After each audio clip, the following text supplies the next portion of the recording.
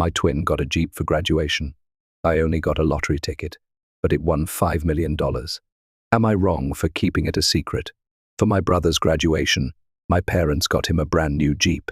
I only received a lotto ticket.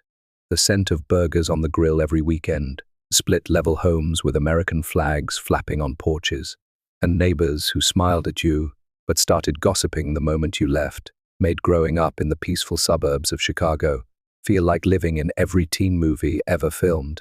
My relatives were traditional middle class. Dad was a logistics worker. Mom balanced excessive couponing with PTA meetings. Next came Ethan, my twin brother, and me. Ethan was that guy, prom king material, high school football standout, and somehow always tan, even in February, at least once a week. Teachers would give him that "you'll go far" speech, and girls would trip over themselves around him. Me. Stacking shelves to save money for college was me, the twin with the Target name tag. I was in the high school chess club on Tuesday nights. If Ethan was in the Super Bowl, I was the guy in the stands. But no ill will well. A bit, perhaps, like when you know your brother stole the last piece of pizza without even checking. We were connected in that strange twin telepathy manner. But I just wanted to get out, while Ethan reveled in his attention. For me, college was more than simply a place to study. It was a means of escape. Ethan's never-ending parties, my late-night essays, and our parents' intense graduation preparations made up my senior year.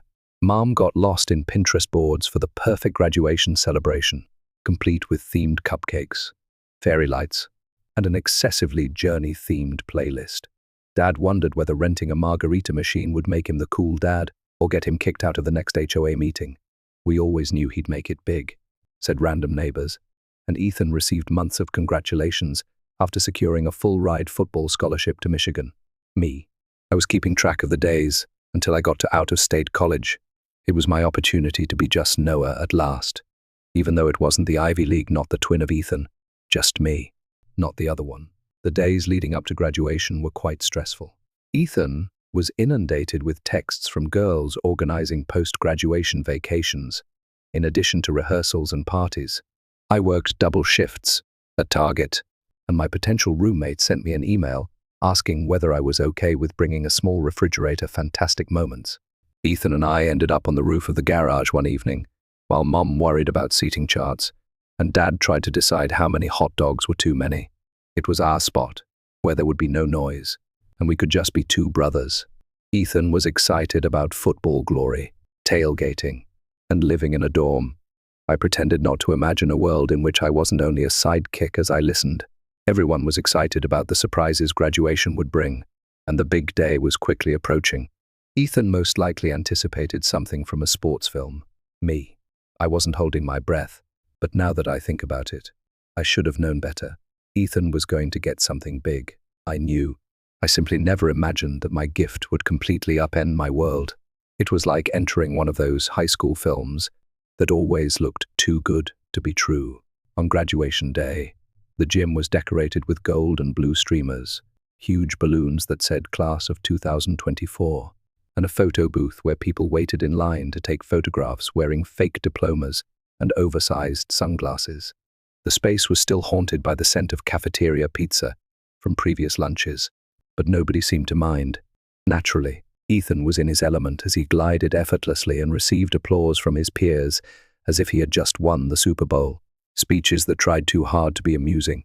A choir performance that left me wondering whether any of them had practiced. And me sitting there, contemplating my next Target shift, made the ceremony itself drag on longer than a line at Starbucks on a Monday morning. With the kind of fervor typically reserved for lottery winners, Ethan's name was called. For me, it was more along the lines of, "Oh, right, him too." At least I didn't trip while crossing the stage. Those small victories. The mayhem that followed was unbelievable. Mom was crying as if we were leaving for Mars. Dad was clumsily recording every second with his phone. I was pulled into hugs that went on far too long by relatives I hardly knew. Ethan's fan club mobbed him like he was in the NFL. I largely avoided questions about my future and nodded along with idle talk. At home, our backyard appeared to have been lifted straight out of a Pinterest board, complete with fairy lights, a table piled high with mini sliders, chips and hot dogs, and a cooler filled with enough Coca-Cola to last through the night. Ethan's group, all wearing polos and suspiciously new class of 2024 t-shirts, arrived like a wave, each one louder than the last. Next door, I saw Mr. Thompson smuggling another plate of sliders while feigning to socialize. Ethan most likely made the decision that hiring a limo was the best course of action. The next thing I knew, we were huddled inside, listening to old songs from a playlist someone had discovered on Spotify from the early 2000s, stopping at Taco Bell and Starbucks because, apparently, a graduation night wouldn't be complete without nachos and coffee. Ethan took in everything, including the constant attention, the selfies, and the giggles. Me, I relaxed while drinking my Coke, making jokes and pondering whether anyone paid any attention to me. We held our drinks like Oscars during the traditional Starbucks photo op, and for a brief time, I thought perhaps this was my chance as well, when the celebration reached its climax at home and the fairy lights began to flicker in the muggy night. Mom and Dad called everyone inside for the moment they had all been anticipating. Ethan appeared about to explode, already envisioning the big surprise our parents had planned for him. Me, all I could hope was that my gift wasn't socks. I was certain that Ethan would get a memorable gift, but it was what I wouldn't get, not what he would. That troubled me. The suspense in the living room was palpable. Ethan was literally bouncing off the walls, already picturing himself driving whatever fantastic present our folks had planned. Between sips of Mountain Dew and nibbles of pizza, his companions, stretched across our faded leather couch and half-empty beanbags, muttered estimates. A sports vehicle, a motorbike, a boat, perhaps. Surely, Ethan deserved something ostentatious.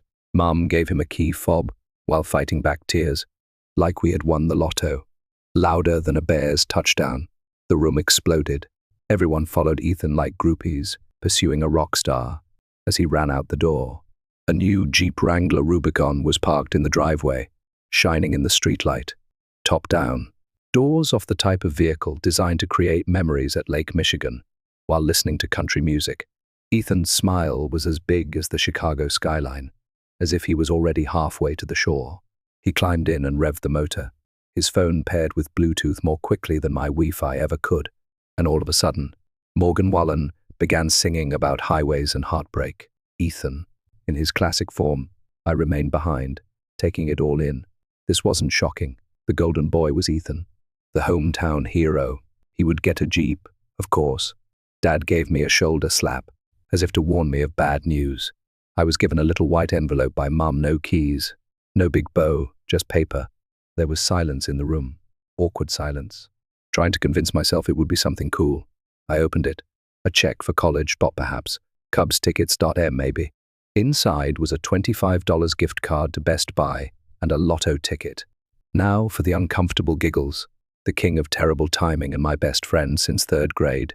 Liam poked me and muttered, "Hey, at least now you can finally buy the Xbox controller you've been complaining about." I made myself laugh.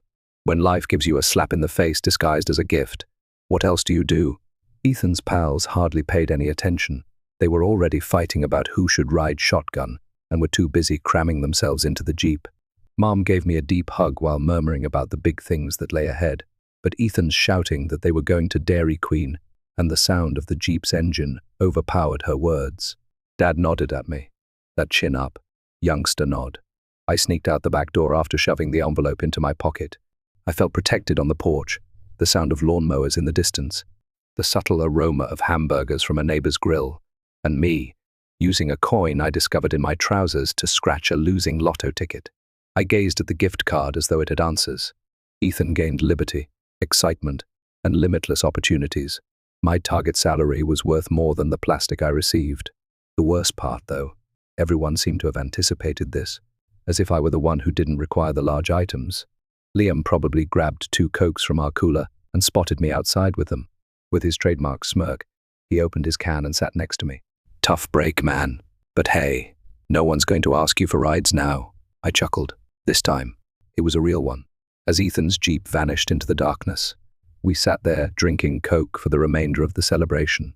I grinned, played along, even congratulated Ethan like a good brother. But that night, something broke inside of me, and I was unaware of it at the time. But that little crack, everything was about to change. I felt as though I had just been benched during the championship game. When I got home, Ethan was likely planning weekend getaways to Lake Michigan with his pals while driving his brand new Jeep and listening to country music. Me. I was thinking about how my life had devolved as I stood in front of the freezer and took out a frozen DiGiorno pizza. As I leaned against the counter and idly browsed Instagram, the microwave hummed. Graduation photos flooded my feed, including corny group pictures and caps thrown in the air. Naturally, Ethan's Jeep had already been seen. His caption, "New wheels, new adventures, Lake Michigan. We're coming. Jeep life. #blessed." I let out a sigh, liking the post only by default. Despite the fact that it tightened my chest, I was startled out of my doom scroll by the timer's buzzer. After grabbing my pizza, I balanced the plate on my lap and collapsed onto our old plaid couch. The scent of disappointment and pepperoni filled the living room. I browsed Netflix until I came upon The Office. It was my first choice. The awkwardness of Michael Scott somehow lessened the tragedy of my own life. Jim's pranks on Dwight were hilarious. Let's be honest. I might be able to handle being Ethan's twin if Pam could handle a relationship with Roy. Memories intruded like unexpected visitors as I chewed on it. On that particular Christmas morning, Ethan opened a brand new PlayStation 5, and I received a $50 gift card to Amazon. He dismissed Madden right away. I came to the realization that $50 wouldn't even buy a new controller. Or when our parents took Ethan to Disney World to celebrate his outstanding football season the summer after his freshman year, I was left behind with Grandma Doris and her infinite collection of ceramic cats. What does she consider to be fun? Pointing out my posture and teaching me how to knit. The little things hurt, too. On more occasions than I can remember, Ethan was given the last piece of pizza. Football practice was a good reason so he never had to mow the yard. Not to mention, each time someone said, "You're Ethan's brother." I see. As if that were my whole self. I grabbed another slice. I discovered I was down to 2. Fantastic. I was reminded that I always ended up with less. Even with my pizza.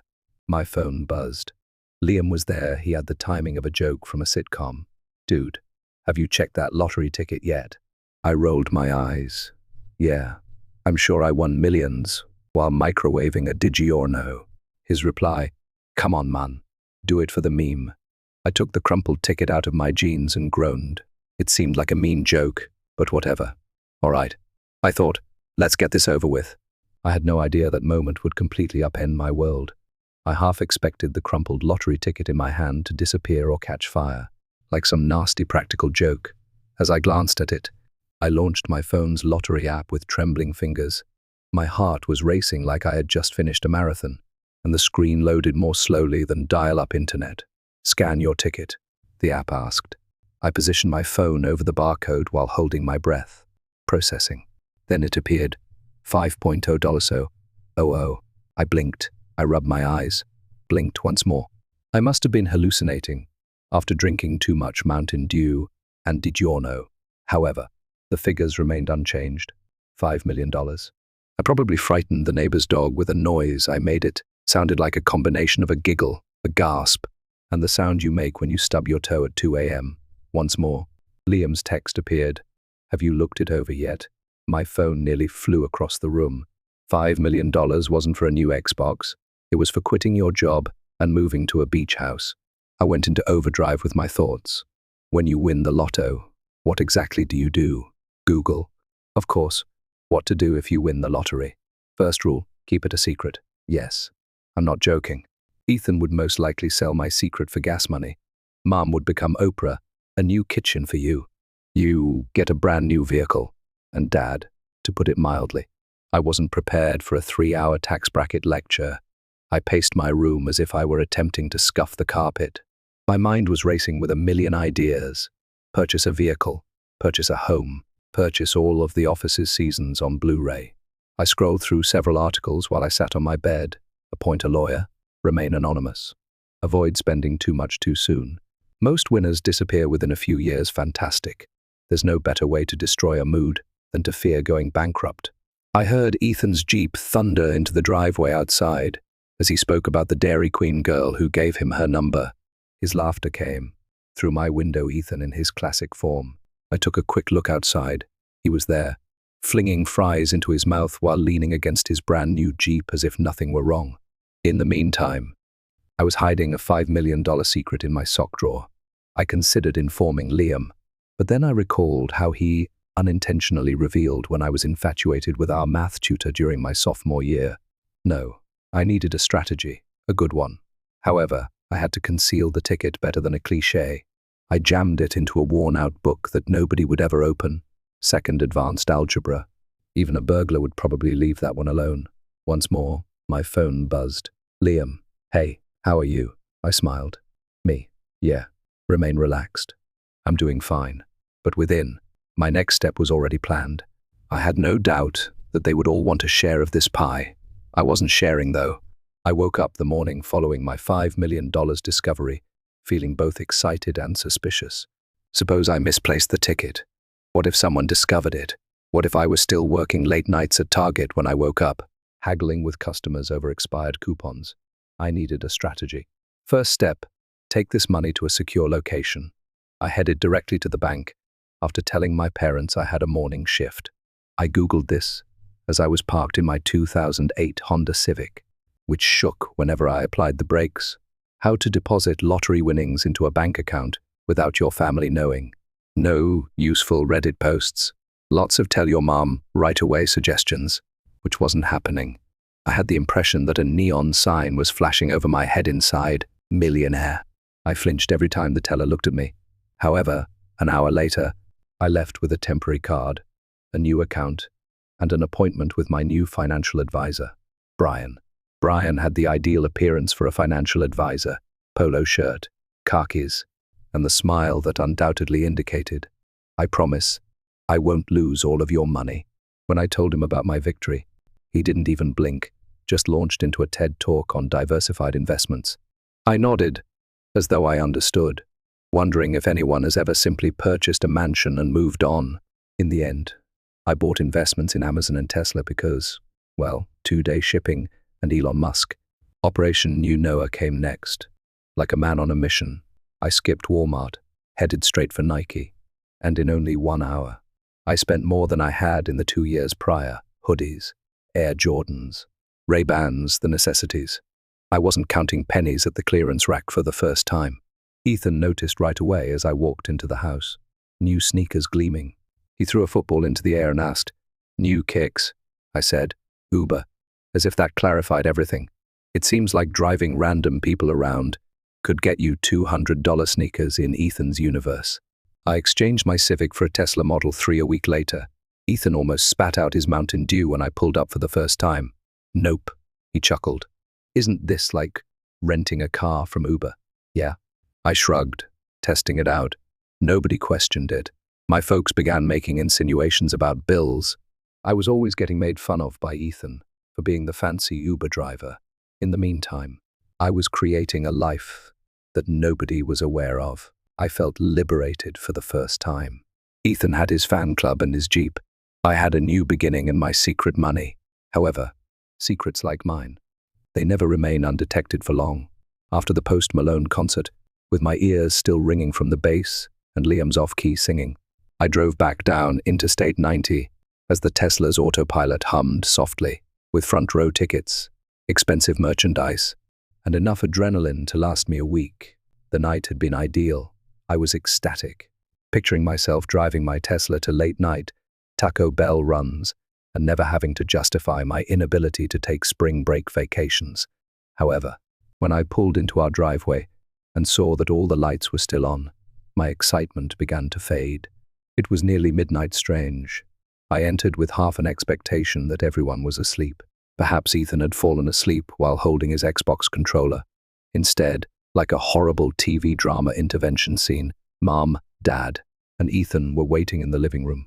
Ethan was sitting there with my black jacket, which I had inadvertently left behind, too nonchalantly. "Nice jacket," he said. "You know what I discovered in the pocket during finals week?" My stomach fell more quickly than my GPA. "You look through my belongings." I shot back, trying to sound angry rather than scared. Ethan smirked, as if he had just scored a game-winning touchdown, and shrugged. I felt chilly. "I assumed you wouldn't mind." I didn't have to look very far, though. There it was, this tiny jewel. He waved the Tesla financial report, which included my $100.0 investment. Mum's voice was hardly audible as her eyes grew wide. Noah, where did you get money like this? Dad leaned forward, wearing his trademark serious expression. Take a seat. Right now. No way out. My heart was racing. Even if I claimed to have found it on the sidewalk, that wouldn't be acceptable. With a sigh, I combed through my hair. I confessed. The words tasting like defeat. I won the lottery. $5 million. Mum blinked quickly, as if she were updating her system. You didn't tell us. 5 million. Why? Dad massaged his chin, already in calculator mode, thinking auto insurance. Credit card debt. Many family expenses might be covered by this. With that grin that made me want to hurl a pillow at his face, Ethan, being Ethan, leaned back. I suppose you can now get an actual car instead of renting a Tesla, like a Toyota maybe. I tried not to chuckle, but I knew I wasn't prepared for the storm that was about to erupt. The living room had the atmosphere of a courthouse, and the defendant was unquestionably me. Mom paced, as if counting every dollar they had ever spent. Dad scratched his temples. What about Ethan? As if this were background noise. Ethan simply browsed through his phone normal. Mom responded in a voice that was a mixture of sadness and incredulity. I can't believe you hid this from us. Noah, you've always had our support. Always. I tightened my jaw. Support me. You mean how I received a $25 gift card, and you used all of your savings on Ethan's Jeep? Ethan laughed quietly to himself. Well, you did use it to get those lovely Air Jordans, right? That was it. I lost my temper. You know what? No, I firmly stated. I'm not giving you any money. Not for the mortgage. Not for auto loans. And most certainly not for Ethan's upcoming Lake Michigan weekend getaway. Mom let out a gasp, as if I had just announced my move to Mars.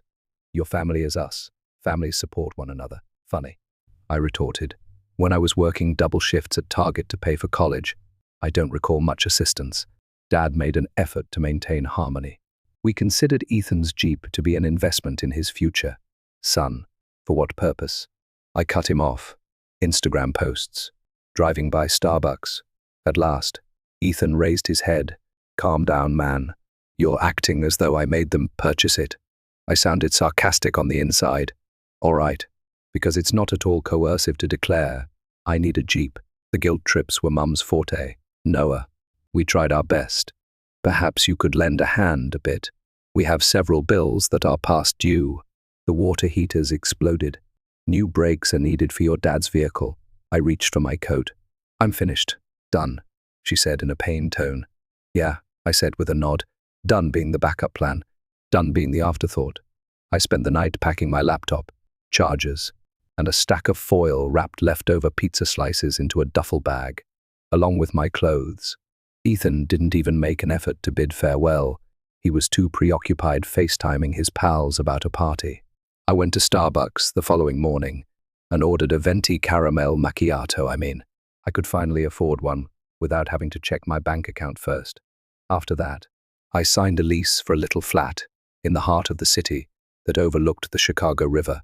It was a small space, as cozy as your bed and couch, but it had exposed brick walls, a refrigerator that didn't sound like it was dying, and nobody requesting that I pay the Wi-Fi fee. While sipping my coffee on the balcony, I observed boats gliding down the river and became aware of something. I was free for the first time in my life. A year went by, and life has a humorous way of keeping things in balance. Ethan's gleaming Jeep Wrangler totaled after he swerved in a Walmart parking lot in an attempt to win over a girl. Yes, nearly striking a cart return station is the epitome of romanticism. My folks, trying to keep up with Ethan's never-ending expenses, were left drowning in credit card debt, a Miami spring break vacation, the newest iPhone he simply had to have, and the emergency AirPods that he inexplicably misplaced 3 times. In the meantime, I prospered. No more eyebrows were raised by my Tesla. People simply thought I was another well-paid tech person. My investments yielded significant returns, and I invested in a tech startup that showed promise. Things exploded more quickly than a microwave popcorn bag. All of a sudden, I was more than just the quiet twin who worked target shifts for weekend trips. I was the one arranging last-minute flights to Los Angeles. The guy sharing photos of the Grand Canyon sunrise. Disney World twice crossed that off my bucket list. I even managed to get a picture of me holding a churro with Mickey Mouse. For what reason? It was like watching a montage of one of those motivational TikToks with lo-fi background music. The call, which was inevitable, then arrived. Noah, we need help. Over the phone, Mum's voice wavered. We're behind on everything: the house, the cars, even groceries, Ethan added, sounding less arrogant than usual. Look, man, I screwed up, but we're family, all right. I swirled my expensive Starbucks iced coffee and grinned bitterly. Maybe you should have invested in me instead of a Jeep. I ended the call, half anticipating a call back. They didn't, however. Fate had not yet finished with me. My phone rang one day. Grandpa was there. Hey, kiddo. Just checking in.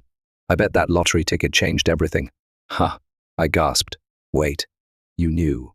Of course, he said, laughing. I bought that ticket. Gave it to your folks for your graduation. Always knew you were meant for something big. Tears came shame, too. The only person who thought of me as more than a backup player was Grandpa.